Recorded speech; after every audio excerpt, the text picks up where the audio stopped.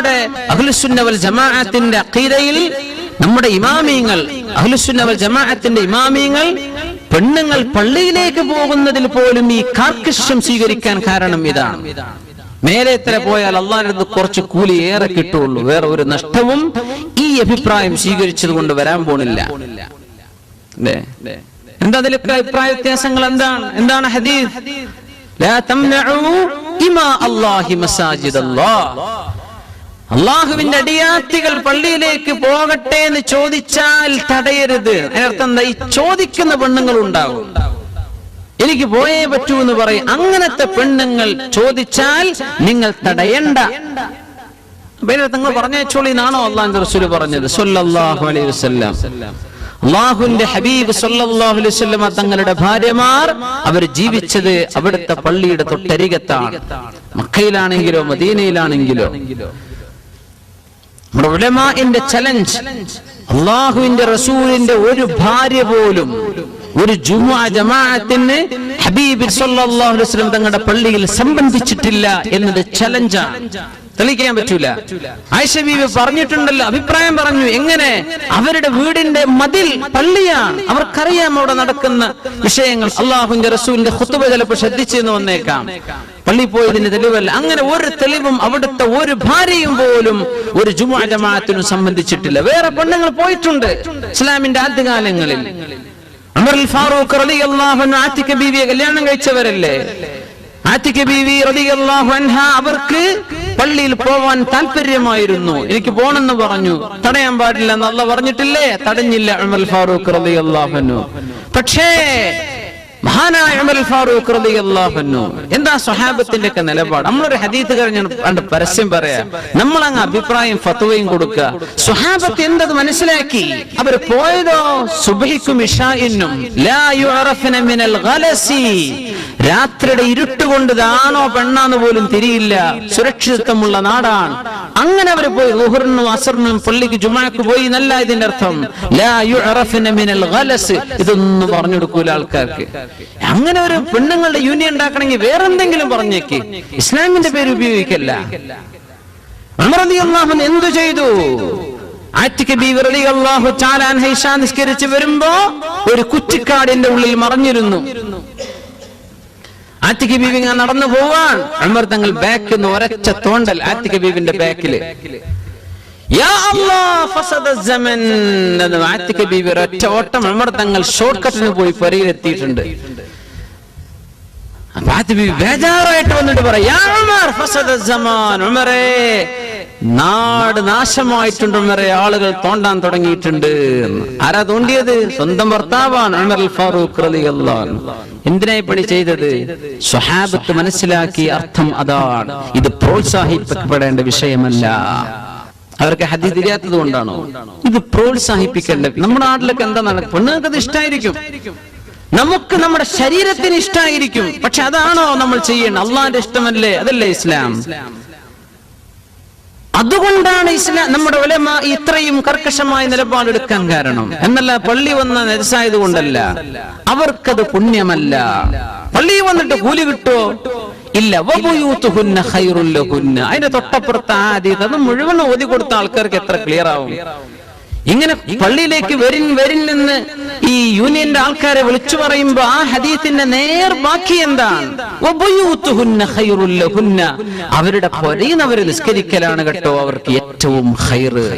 എന്തിനായി കൊണ്ടുപോകും? അവരുടെ കൂലി നഷ്ടപ്പെടുത്താനോ? അവർക്ക് കൂലി കിട്ടുന്നത് പുരയിലാന്ന് അല്ലാഹുവിന്റെ റസൂൽ പറയാ, നീ പറയാ പള്ളിയിലാണെന്ന്.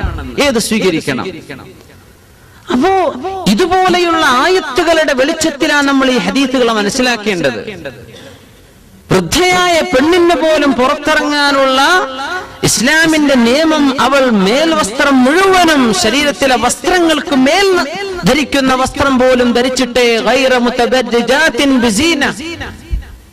ഇത് പള്ളിയിലേക്കുള്ള പോക്കിന് ബാധകമാണ്, സ്വലാത്ത് നഗറിലേക്ക് പോകുന്ന നടത്തത്തിന് ബാധകമാണ്, ഉറൂസിലേക്ക് പോകുന്നതിന് ബാധകമാണ്, സിയാറത്തിന് പോകുന്നതിന് ബാധകമാണ്, ഷോപ്പിങ്ങിന് പോകുന്നതിന് ബാധകമാണ്, കല്യാണത്തിനും സൽക്കാരത്തിനും പോകുമ്പോഴും അള്ളാഹുവിന്റെ നിയമം ഇത് തന്നെയാണ്. ശരിക്കും മറപാലിച്ചിട്ടേ പോകാൻ പാടുള്ളൂ.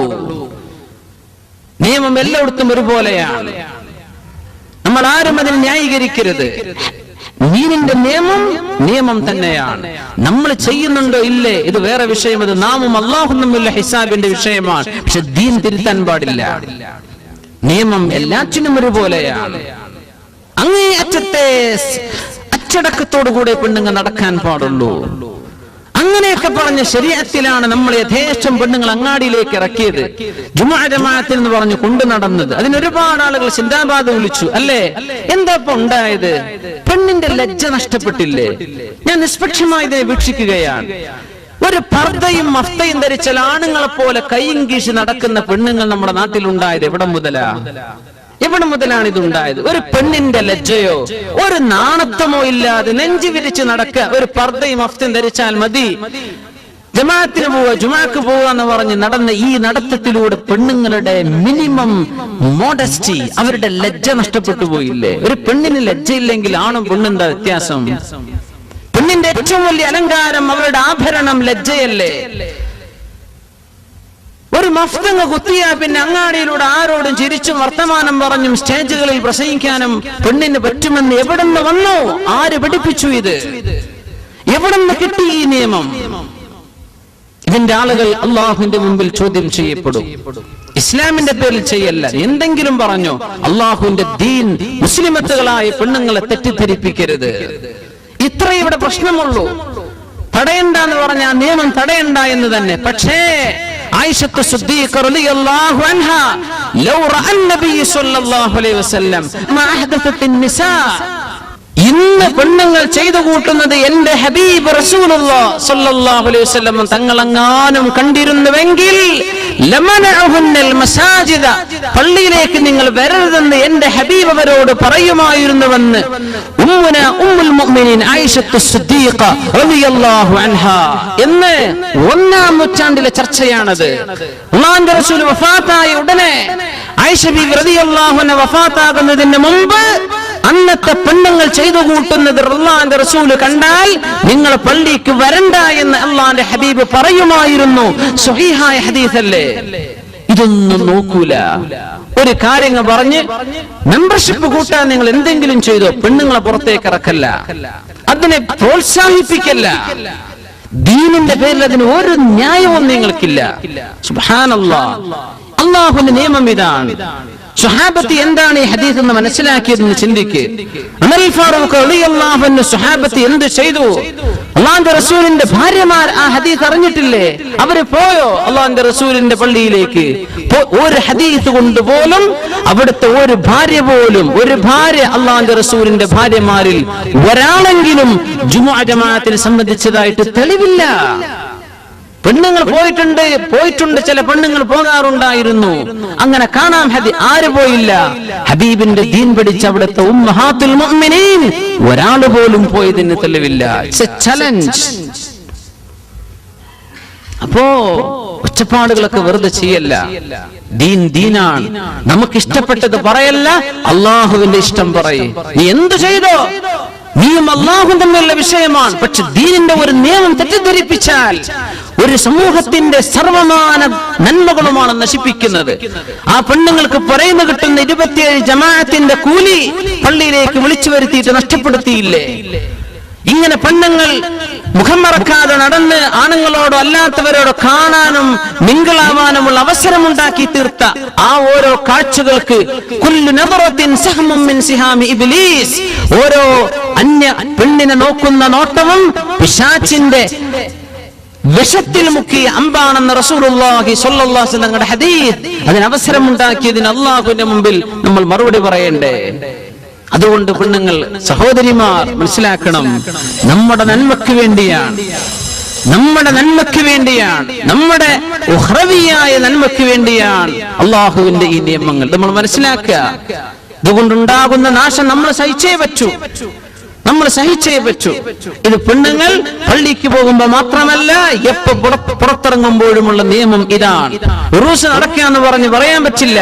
ഈ നിയമം, ഈ അച്ചടക്കം നിങ്ങൾക്ക് പാലിക്കാൻ പറ്റുമോ? നിങ്ങൾ പൊയ്ക്കോ. ഈ അച്ചടക്കത്തിൽ നിങ്ങൾക്ക് ചെയ്യാൻ പറ്റുമോ? ചെയ്തോ. എന്നല്ലാതെ അള്ളാഹുവിന്റെ ദീൻ അവന്റെ നിയമം ലാ മുബദ്ദില ലികലിമാതി, നിയമം ഇനി മാറ്റാൻ പറ്റില്ല, നിയമത്തിന് ഇനി മാറ്റമില്ല. വൽ ഖവാഇദ് മിനൻ നിസാ,